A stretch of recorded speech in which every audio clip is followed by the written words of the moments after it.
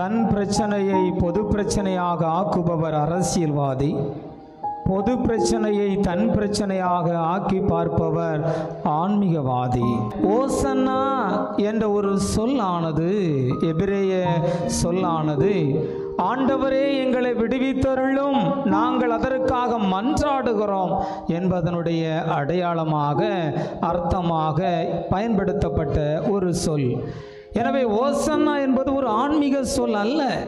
ஒரு அரசியல் விடுதலைக்காக, அடிமைத்தனத்திலிருந்து விடுதலை பெறுவதற்காக மக்கள் எழுப்பிய ஒரு கூக்குரல், ஒரு அபய சத்தம்தான் ஓசன்னாவாக இருந்தது.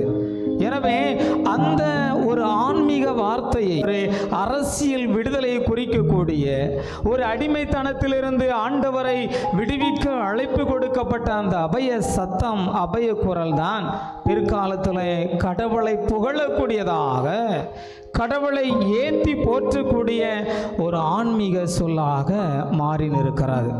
உன்னதத்தில் ஓசனா என்று சொல்லுகின்ற பொழுது, கடவுளின் ஆற்றலும் வலிமையும் எங்களை மீட்பதற்காக வரட்டும், கடவுளின் ஆற்றலும் மகிமையும் வல்லமையும் எங்களுக்கு வாழ்வு தருவதற்காக வரட்டும் என்று உன்னத வலிமையை, வல்லமையை இணைத்து சொல்லப்படுகின்றது. ஆக ஒரு காலகட்டத்தில் ஒரு அரசியல் விடுதலையை, அடிமைத்தனத்திலிருந்து விடுதலை பெறுவதற்காக பயன்படுத்தப்பட்ட சொல் முதல் முறையாக இயேசு எருசலேமுக்குள்ளே நுழைகின்ற பொழுது ஆன்மீக ஒரு அர்த்தத்தில் பயன்படுத்தப்படுவதை நாம் தெளிவாக்கி கொள்ள வேண்டும். கிறிஸ்துவுடைய பார்வை ஒரு அரசியலை உருவாக்கிவிட வேண்டும், ஒரு அரசியல் பின்னணியை பயன்படுத்திக் கொள்ள வேண்டும், மக்கள் கூட்டத்தை பயன்படுத்தி தலைமைத்துவத்தை, அதிகாரத்தை, பதவியை பெற்றுவிட வேண்டும், எட்டிவிட வேண்டும் என்பது அல்ல.